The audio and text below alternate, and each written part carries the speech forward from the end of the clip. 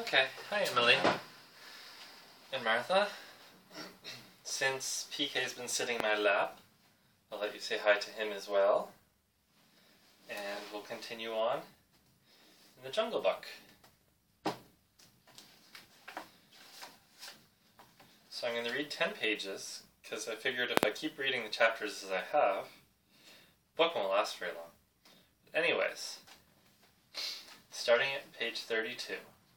First, there's two poems. One is the hunting song of the Seoni pack, and the next is Cause Hunting. So the first. As the dawn was breaking, the Sambor belled once, twice, and again. And a doe leaped up, and a doe leaped up, from the pond in the wood, where the wild deer sup. This I scouting alone beheld, once, twice, and again. As the dawn was breaking, the Sambor belled, once, twice, and again. And a wolf stole back, and a wolf stole back, to carry the word to the waiting pack. And we sought, and we found, and we bayed on his track, once, twice, and again. As the dawn was breaking, the wolf pack yelled, once, twice, and again. Feet in the jungle that leave no mark, eyes that can see in the dark. The dark. Tongue, give tongue to it, hark, oh hark, once, twice, and again. Now Cause Hunting.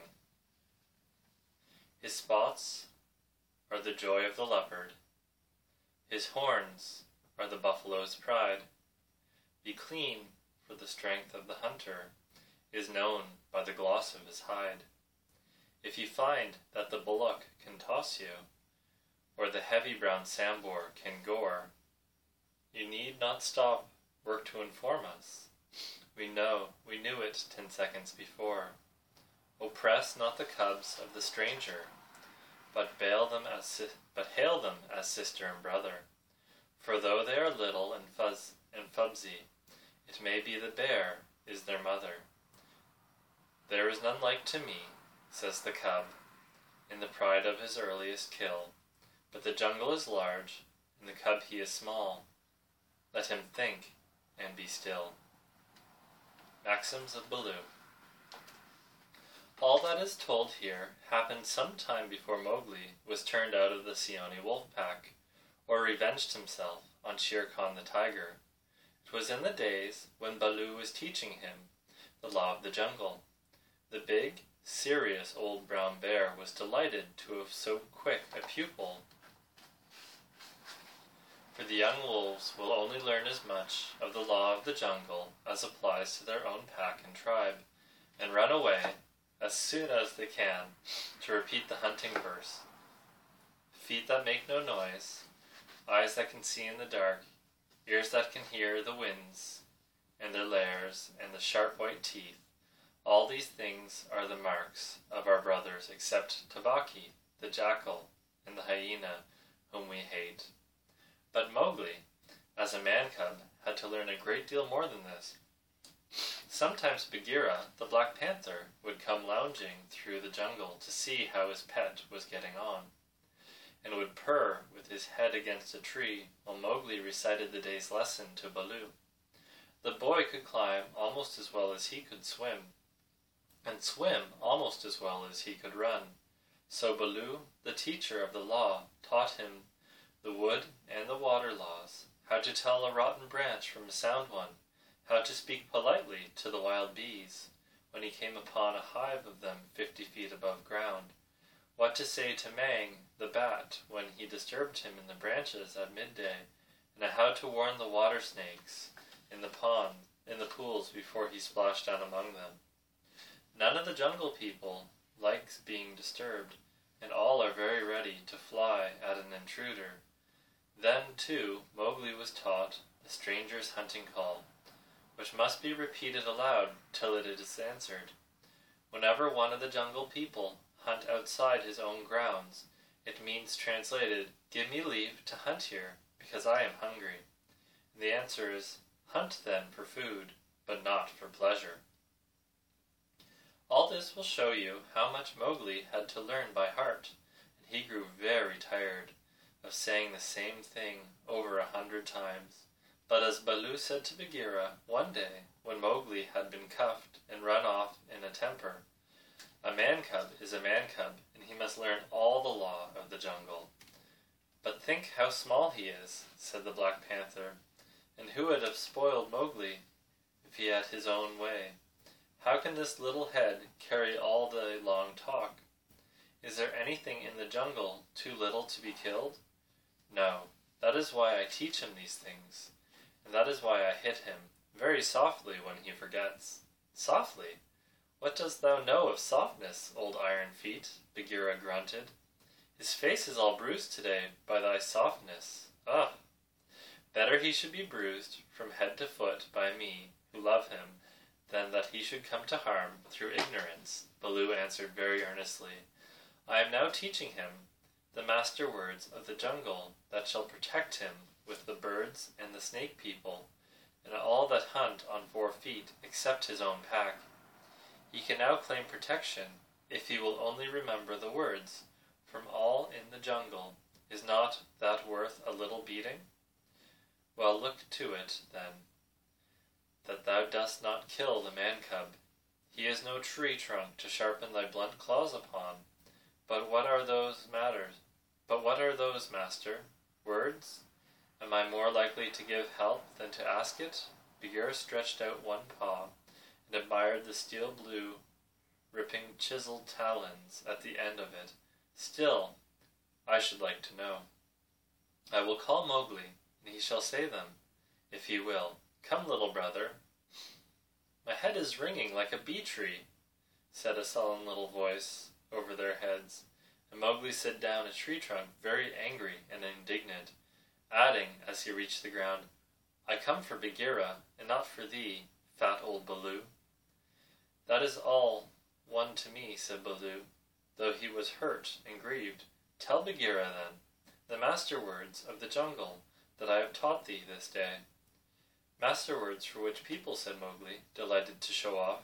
The jungle has many tongues. I know them all. A little thou knowest, but not much. See, O Bagheera?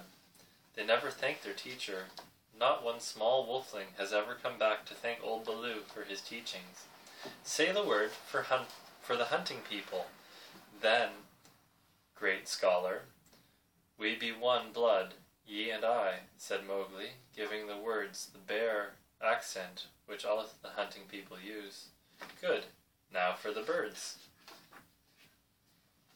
Mowgli repeated with the kite's whistle at the end of the sentence. Now for the snake people, said Bagheera. The answer was a perfectly indescribable hiss, and Mowgli kicked up his feet behind, clapped his hands together to applaud himself, and jumped onto Bagheera's back, where he sat sideways, drumming with his heels on the glossy skin.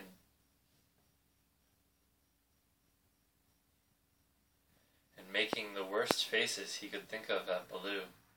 There, there, that was worth a little bruise, said the brown bear tenderly. Some day thou wilt remember me.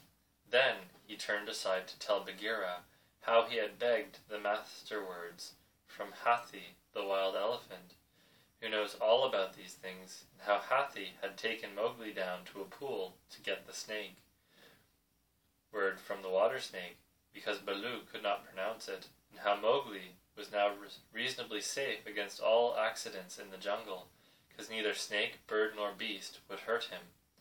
No one, then, is to be feared, Baloo wound up, patting his big furry stomach with pride, except his own tribe, said Bagheera, under his breath, and then aloud to Mowgli, Have a care for my ribs, little brother. What is all this dancing up and down? Mowgli had been trying to make himself heard by pulling at Bagheera's shoulder fur and kicking hard.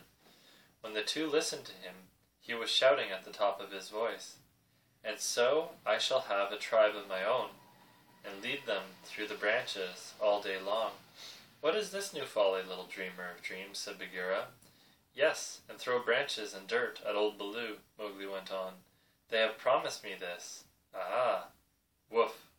Baloo's big paw scooped Mowgli off Bagheera's back, and as the boy lay between the big forepaws, He could see the bear was angry. "Mowgli," said Baloo, "thou hast been talking with the Bandarlog, the monkey people." This is the picture on that page, Emily.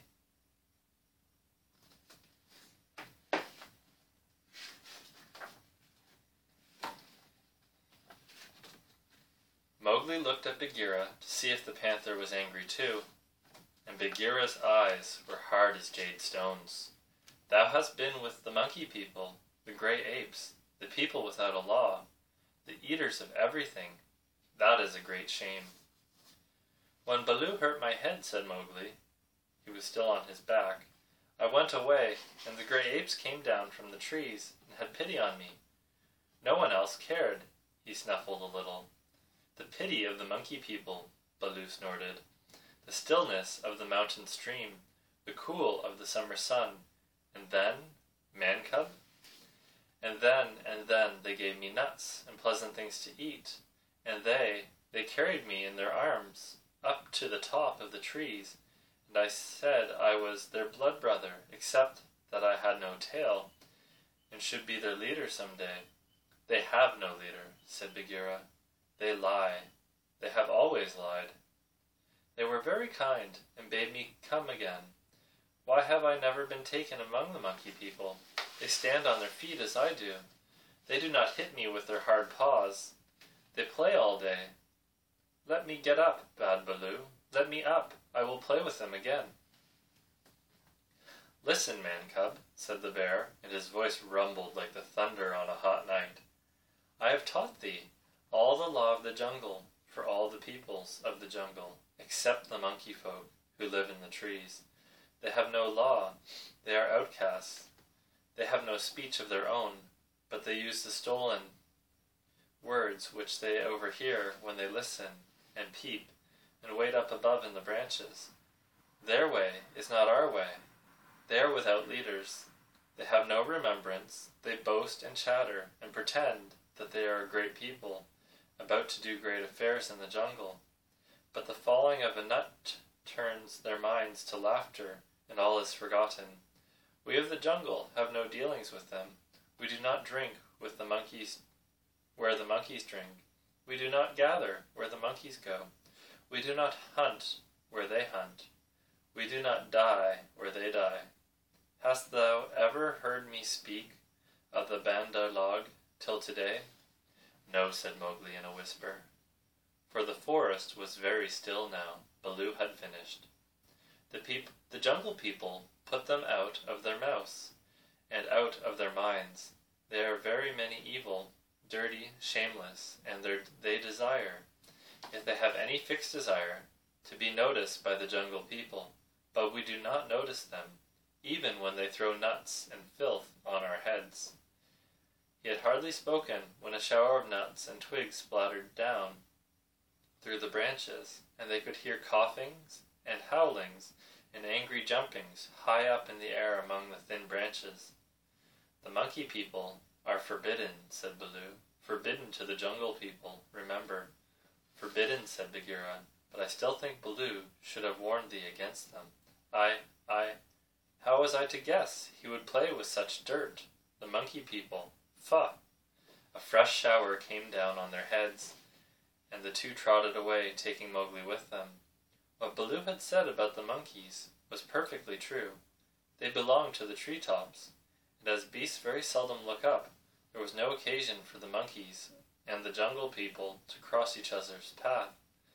But whenever they found a sick wolf or a wounded tiger or bear, the monkeys would torment him, would throw sticks and nuts at any beast for fun, and in the hope of being noticed.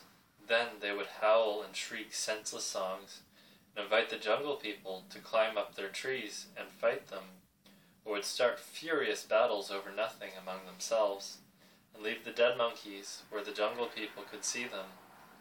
They were always just going to have a leader, and the laws and customs of their own, but they never did, because their memories would not hold over from day to day, and so they comprised things making up a saying, "What the Bandarlog think, now the jungle will think later," and that comforted them a great deal.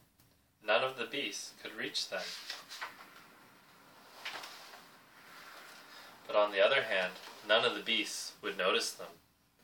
And that was why they were so pleased when Mowgli came to play with them, and they heard how angry Baloo was. I'm going to stop there, Emily. We're going to start on page 41 next. And here's a picture for what's happening. See Mowgli being carried off by the monkeys while Bagheera tries to follow. Anyways, I hope you enjoyed your story, and I'll talk to you soon.